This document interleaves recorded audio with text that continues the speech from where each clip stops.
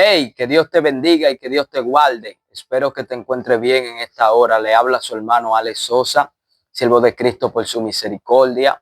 En esta hora, en este momento, amén, me tomo este tiempo para así lo que es enseñar un estudio breve acerca de los ministerios según la Biblia, ya que hay muchas personas que me han preguntado cuántos ministerios hay bíblicamente y para qué sirven estos ministerios. Alabado sea Dios.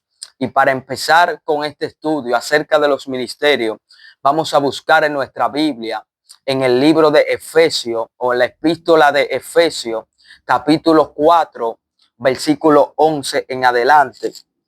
Efesios 4:11, y por ser palabra de Dios se lee en el nombre de Jesucristo.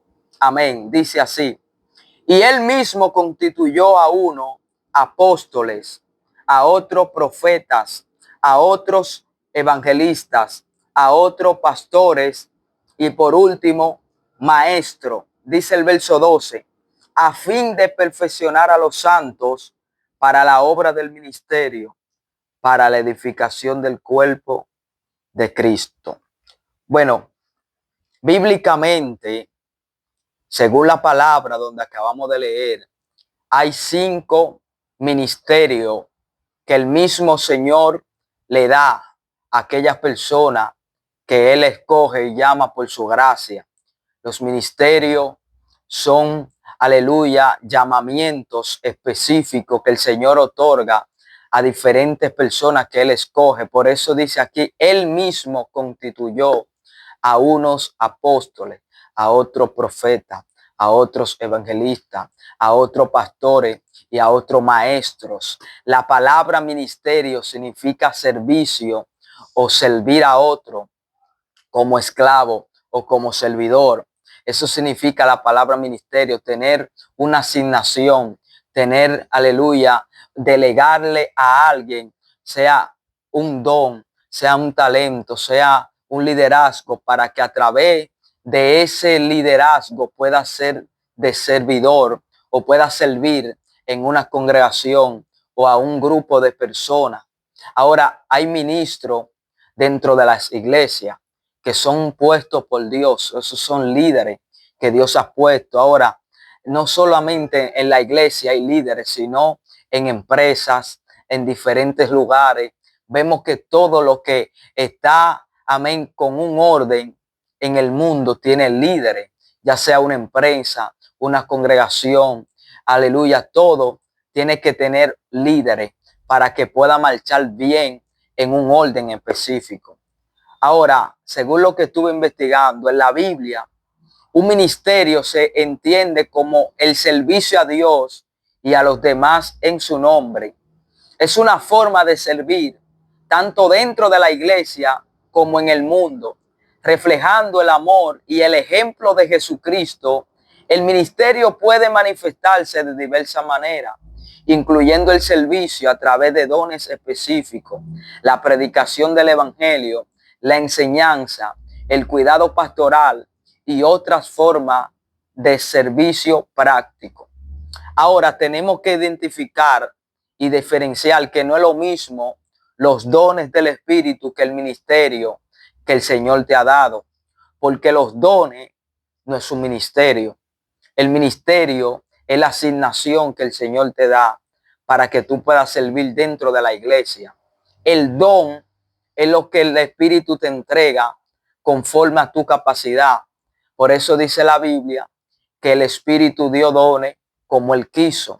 Ahora, el don no es lo mismo que el ministerio. El ministerio es más importante que el don. ¿Por qué? Porque el don va a ir de acuerdo a tu ministerio. Los dones son impartidos por el Espíritu de Dios, pero hay personas que tienen dones, pero quizá no tienen ministerio de ser pastor, de ser profeta, de ser evangelista, de ser maestro o apóstol, pero sí tienen un don. Porque pueden haber personas dentro de la congregación que quizá no tienen ministerio, así que usted no lo ve muy seguido, quizá predicando, enseñando, profetizando, pero tienen dones. Porque cualquier miembro que porta el Espíritu Santo puede tener un don, puede tener los dones del Espíritu, porque todo el que tiene al Espíritu de Dios, los dones se pueden activar en cualquier momento. Ahora, el ministerio es una delegación, es un llamamiento específico por una intervención divina de parte de Dios, ya sea cuando usted se convierte, Dios le entrega el ministerio, o antes de su conversión, Dios lo tiene ahí con un ministerio. Yo entiendo que el ministerio Dios te lo da cuando tú vienes al mundo. Desde que tú naces ya tú tienes el ministerio. Quizá muchas personas dicen varón, pero ¿cómo es eso? ¿Cómo una persona que no le sirve a Cristo puede tener un ministerio? Bueno, en la Biblia hay muchas personas que estuvieron viviendo alejados de su propósito, estuvieron apartados de su propósito hasta que le llegó el tiempo de Dios para ellos. Luego que le llega el tiempo de convertirse, ese ministerio que tenía se activa y empieza a ser formado de parte de Dios, porque hay personas que todavía no son cristianos, pero ya tienen un ministerio, porque Dios se lo entregó cuando ellos fueron asignados. Por eso dice la Biblia que fuimos escogidos en Él antes de la fundación del mundo. Por eso que al Señor sabe a cada quien cuando lo llama. El apóstol Pablo dijo que al Señor le plació escogerlo desde antes de que él naciera, desde el vientre de su madre. Ya el apóstol Pablo tenía el ministerio de apostolado a los gentiles. Por eso, aunque Pablo estaba persiguiendo la iglesia, ya él tenía un ministerio apostólico. Él era el último apóstol. Aunque él estaba persiguiendo, él estaba, aleluya, fuera de su función, fuera de su ministerio, hasta que le llegó el tiempo. El don, ahora el don viene cuando el Espíritu Santo viene sobre ti. Ahí ya los dones se activan. Ahora el ministerio, eso nace contigo. El Señor te lo entrega para que tú puedas ser esencial y útil en el camino del Señor. Vemos que Jeremías, dice la Biblia en Jeremías, capítulo 1, que Dios le dijo a Jeremías: antes que naciese, te conocí y te aparté como profeta desde el vientre de tu madre, te santifiqué. Vemos que Jeremías no hubiera nacido y ya Dios le entregó un ministerio profético, porque ya el ministerio nació con Jeremías, o Jeremías nació con el ministerio profético. Vemos también cómo Samuel adquiere un ministerio profético desde su nacimiento, cuando Ana, aleluya, le promete al Señor que le iba a consagrar a ese niño desde su juventud, desde su niñez. Ya Dios lo había escogido, lo había marcado con un ministerio. Ahora, si vemos en la Biblia, muchas personas que tuvieron ministerio asignado de parte de Dios, porque el hombre no se puede poner un ministerio él mismo, sino que el mismo Dios lo llama y lo escoge, lo aparta, lo unge y lo santifica para cuyo ministerio. El mismo Juan el Bautista también fue un profeta escogido de parte de Dios antes de nacer. El mismo ángel se le revela a Zacarías y le da la instrucción de qué niño iba a nacer. Le dio el nombre, le dio las características de este niño y todo lo que tenía que guardar. Tenía que guardarse para Dios, no beber vino ni sidra. Aleluya, tenía que ser consagrado. Así mismo también fue Sansón. Dios le dio un ministerio a Sansón como juez de Israel.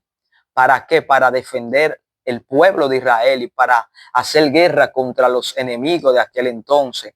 Dios le dijo que no se podía cortar el pelo, que no podía beber vino, ni sidra, ni tocar ninguna cosa inmunda, ni nada que estuviera muerto. Así que estos ministerios fueron dados por Dios a aquellas personas. Ahora vemos que en la actualidad o en la gracia hay 5 ministerios que son útiles dentro de la iglesia, dentro de la congregación. El primer ministerio es el apóstol. El apóstol, que es un apóstol, es una persona que Dios ha escogido, significa enviado. Ahora en la Biblia, los requisitos para ser un apóstol, específicamente en el contexto del Nuevo Testamento, incluyen haber sido testigo ocular de la resurrección de Jesús y haber sido llamado directamente por él para ser enviado como su representante. Además, un apóstol debía tener la capacidad de realizar señales, prodigios y milagros para validar su mensaje y su autoridad. O sea que un apóstol se le demandaba mucho, tenía que ser un testigo evidente de la resurrección de Cristo, tenía que conocer a Cristo en la carne y tenía que ser alguien que tuviera contacto y relación con el Mesías, con Jesús, para ser un representante de él. Ahora vamos a ir a ver qué dice Segunda de Corintios 12:12. Segunda de Corintios 12:12. Vamos a ver qué dice esta palabra. Dice, con todo, las señales de apóstol han sido hechas entre vosotros en toda paciencia, por señales, prodigios y milagros. Aquí dice las señales de apóstol. O sea que había algo que certificaba que alguien era apóstol. ¿Cuáles? Las señales que le seguían. Por eso los milagros seguían a los apóstoles. La sanidad de las resurrecciones, los prodigios. Eso tenía que ser evidencia de que alguien era apóstol y esa autoridad los respaldaba de parte de Dios. Vamos a ir a Primera de Corintios, capítulo 9, a ver qué dice. Los derechos de un apóstol. Dice el apóstol Pablo, no soy apóstol, no soy libre, no he visto a Jesús el Señor nuestro, no soy vosotros mi obra en el Señor. Si para otros no soy apóstol, para vosotros ciertamente lo soy, porque el sello de mi apostolado soy vosotros en el Señor. Para muchas personas el apóstol Pablo no era un verdadero apóstol, pero él estaba seguro de que Dios lo había llamado como apóstol. Lo había escogido para que fuera un apóstol de los gentiles, como maestro y predicador de los gentiles. Por eso el mismo apóstol Pablo dice que el último apóstol fue él. Como un abortivo el Señor se le reveló. Y el apóstol Pablo sí cumplió todas las características que tenía que tener un apóstol. Ahora, el siguiente ministerio es profeta. El profético, el ministerio profético. El profeta es aquel que tiene la capacidad de escuchar la voz de Dios y hablar de parte de Dios. Un profeta es un mensajero de Dios que comunica la revelación de Dios y la palabra de Dios. Ahora, en la antigüedad habían profetas de renombre que estaban asignados para guiar al pueblo, para hacer volver el corazón del pueblo a la voluntad de Dios, como lo fue el profeta Elías, el profeta Samuel, el profeta Eliseo, el profeta Jeremías. Estos profetas eran profetas llamados y escogidos por Dios para profetizar la palabra de Dios en aquel entonces.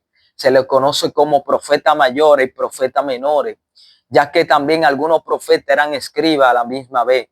Ahora, en la actualidad o en la gracia no es lo mismo los profetas de aquel entonces, ya que los profetas de aquel entonces eran profetas de oficio que tenían ese llamado específico para hablar de parte de Dios una revelación y para anunciar la venida de Cristo, del Mesías. Por eso todos los profetas profetizaron a Cristo. Ahora en este tiempo no hay una nueva profecía, no hay una nueva revelación, porque la palabra profética más segura es la escritura, la Biblia. La Biblia dice en Hebreos capítulo 1 que Dios, hablando de mucha manera a los padres por los profetas, en este tiempo ha hablado por el Hijo. O sea, ya no se necesita un profeta que venga a revelar algo nuevo, no. Ahora hay profetas que hablan para edificación de la iglesia, para edificar el cuerpo, la iglesia, para revelar algo que el Señor quiera hablar en este tiempo, en la actualidad, ya sea un acontecimiento presente o futuro, o algo que le esté pasando a una persona. El Señor quiere darse a conocer o a revelar su voluntad para con esa persona, para con un conglomerado o un pueblo específico, ya sea que una congregación esté marchando mal o en pecado y el Señor envía un profeta, o desde ahí mismo de esa iglesia el Señor puede usar una persona que tenga el ministerio profético para hablar y revelar algo de parte de Dios. Si vemos en la Biblia, habían varios profetas. Uno de los profetas en la gracia, vemos al profeta Ágabo, que profetiza una hambruna. Vemos también que el profeta Ágabo profetiza, aleluya, que a Pablo lo iban a estar en Jerusalén. En Hechos 21:10 vemos como este profeta, la Biblia le dice que era profeta llamado Ágabo, porque es importante el ministerio profético.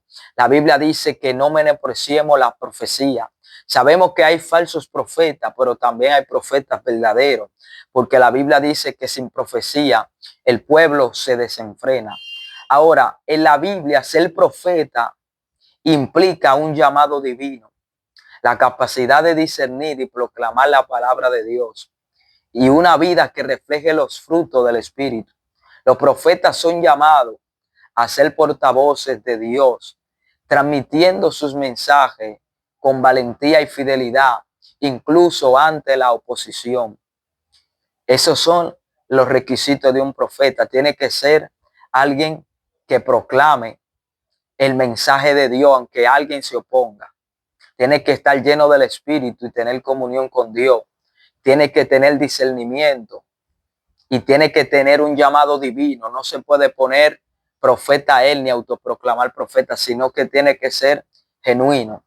Ahora, entre las características de un profeta, tiene que estar lleno del Espíritu Santo. Tiene que ser llamado por Dios. Tener comunión constante con Dios. Estar en paz con Dios. Amar la verdad. Tiene que ser humilde y leal. Más importante, amar la verdad, porque si el profeta no ama la verdad, pues va a profetizar mentira. Porque el profeta verdadero se conoce porque habla verdad, porque habla de parte de Dios y tiene que estar alineado a las escrituras. Tiene que ser filtrado por la palabra de Dios. Por eso dice la Biblia, no creáis a todo espíritu, sino probad los espíritus si son de Dios. Porque hay muchos falsos profetas que han salido por el mundo. Hay muchas personas que ya le tienen miedo a los profetas y no creen en profetas por lo falso, porque han escuchado muchas cosas y han tenido malas experiencias. Pero no podemos señalar a los verdaderos por lo falso.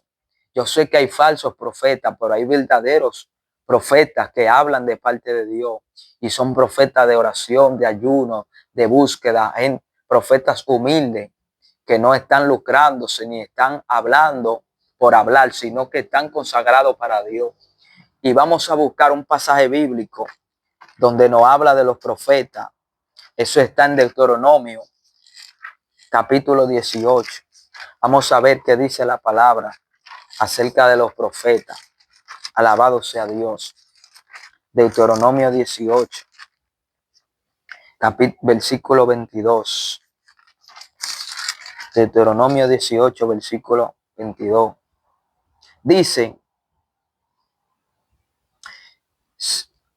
el profeta, si el profeta hablare en contra de Jehová y no se si el profeta hablare en nombre de Jehová y no se cumpliere lo que dijo, si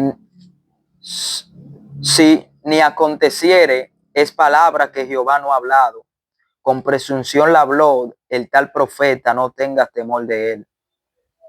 Ahora, eso es lo falso, pero vamos a ver lo que dice el 18, el verso 18 dice, profeta les levantaré de en medio de sus hermanos, como tú, y pondré mis palabras en su boca, y él les hablará todo lo que yo le mandare.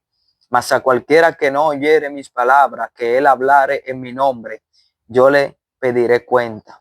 El profeta que tuviere la presunción de hablar palabra en mi nombre, a quien yo no le haya mandado hablar, o que hablar en nombre de Dios es ajeno, el tal profeta morirá.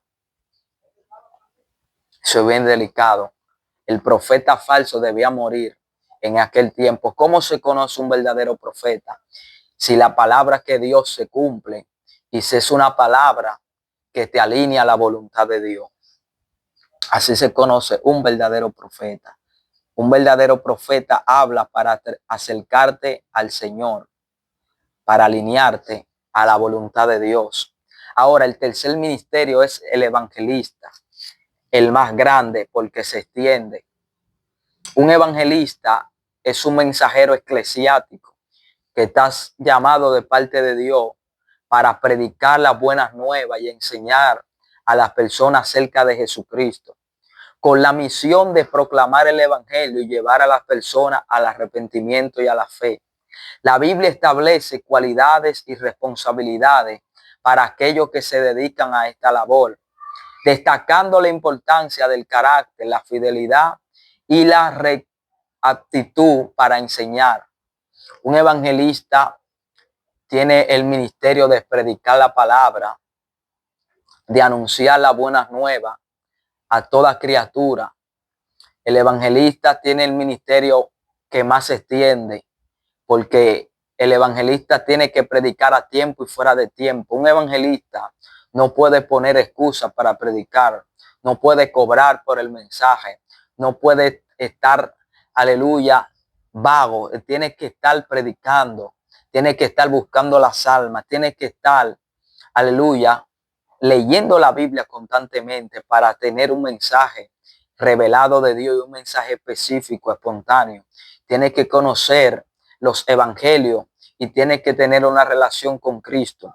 Los dones espirituales, el ministerio que más los dones siguen es al evangelista, porque un evangelista tiene que tener el don de fe, don de sanidad para orar por los enfermos, el don de milagro y discernimiento de espíritu para poder reprender los espíritus inmundos cuando están ocultos en los cuerpos. Ahora el evangelista tiene que predicar a las almas, tiene que predicar a los perdidos, afuera. El evangelista es aquel que gana almas para que las almas vengan a la iglesia y sean pastoreadas por un pastor y sean enseñadas por un maestro. Por eso el evangelista, el ministerio del evangelista es afuera, en las calles, en los pueblos, en los lugares extranjeros donde casi nadie quiere ir. El evangelista tiene que estar dispuesto a ir donde Dios lo envíe. Tiene que predicar con pasión y amar las almas. Vamos a ver lo que dice la palabra de Dios acerca de un evangelista. Vamos a buscar en 2 de Timoteo, capítulo 4, versículo 5 en adelante. 2 de Timoteo 4, 5. Vamos a ver qué dice la palabra acerca de esto. Gloria al Señor. Dice 2 de Timoteo 4, 5. Pero tú sé sobrio en todo, soporta las aflicciones, haz obra de evangelista, cumple tu ministerio. Aquí el apóstol Pablo le está diciendo a Timoteo que haga obra de evangelista, que sea sobrio en todo y que cumpla su ministerio. El evangelista tiene que ser sobrio. Ahora vamos a ver otro pasaje bíblico que menciona un evangelista. Eso está en Hechos 21:8. Para que usted vea que en la Biblia habían evangelistas. Hechos 21:8. Dice así: al otro día, saliendo Pablo y los que con él estaban, fuimos a Cesarea, y entrando en casa de Felipe, el evangelista, que era uno de los 7, posamos con él. Felipe era de los 7 diáconos, pero a la vez también era evangelista. Vemos cómo Felipe fue a Samaria y predicó el evangelio de Cristo, cómo las almas vinieron y se convirtieron. Es el trabajo de un evangelista. Tiene que ser genuino y predicar el evangelio y amar las almas. Ahora, el próximo ministerio es el pastor. Aquí se casa con la iglesia. En este dedo representa el pastor, porque aquí siempre va el anillo cuando alguien se casa. Y el pastor es aquel que está casado con la iglesia y que tiene el liderazgo, el ministerio de cuidar las ovejas de parte de Dios. Y tiene que ser un pastor dócil, aleluya, un pastor genuino, que ame las almas, las ovejas y que tenga cuidado de ellas. Dice en la Biblia, un pastor en su sentido más básico es alguien que cuida y guía un rebaño de ovejas. Sin embargo, este término también se usa metafóricamente para referirse a líderes espirituales dentro de la iglesia, quienes tienen la responsabilidad de cuidar, proteger y guiar al pueblo de Dios. En este sentido, un pastor bíblico es aquel que, como un buen pastor, se preocupa por el bienestar espiritual y físico de su congregación. Vamos a ver qué dice la Biblia acerca de un pastor. Vamos a ir a 1 de Timoteo 3. Un pastor en la Biblia también se le llama, aleluya, un obispo. 1 de Timoteo capítulo 3 dice: requisito de los obispos. Palabra fiel. Si alguno anhela obispado, buena obra desea.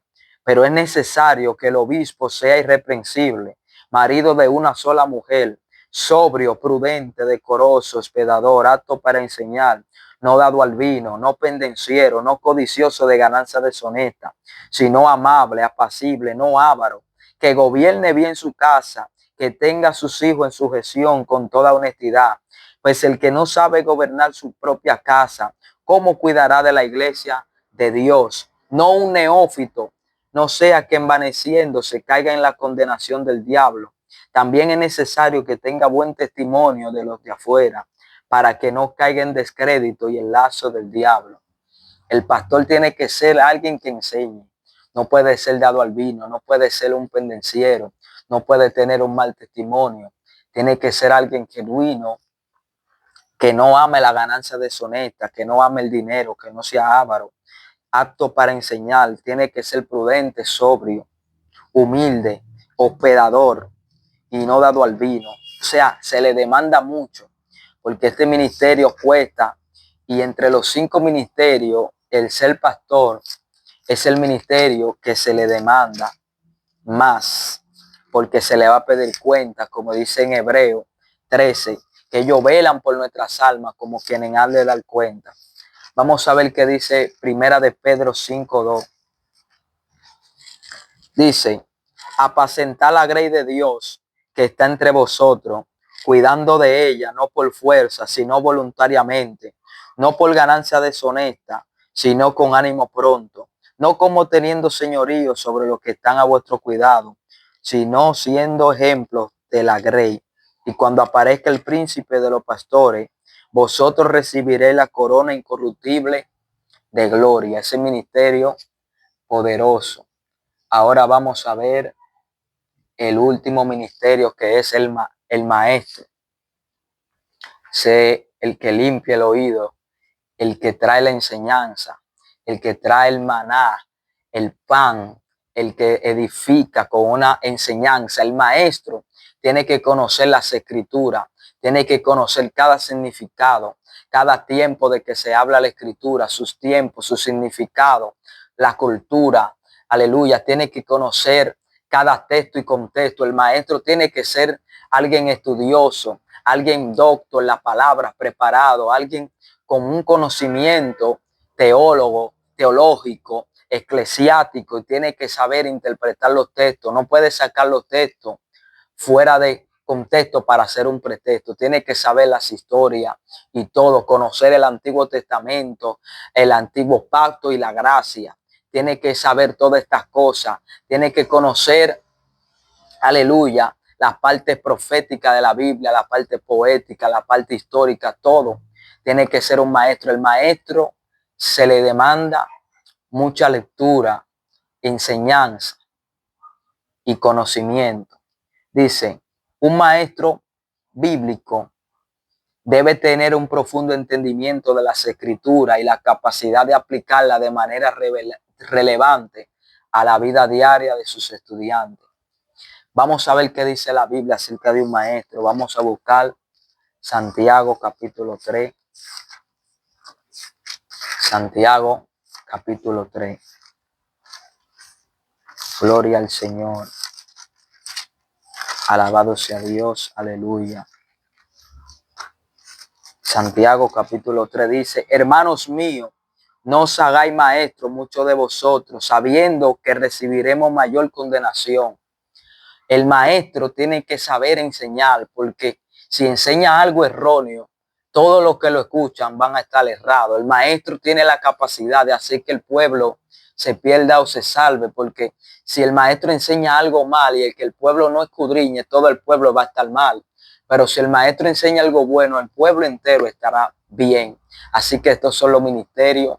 Dios le bendiga y Dios le guarde. Shalom y bendición.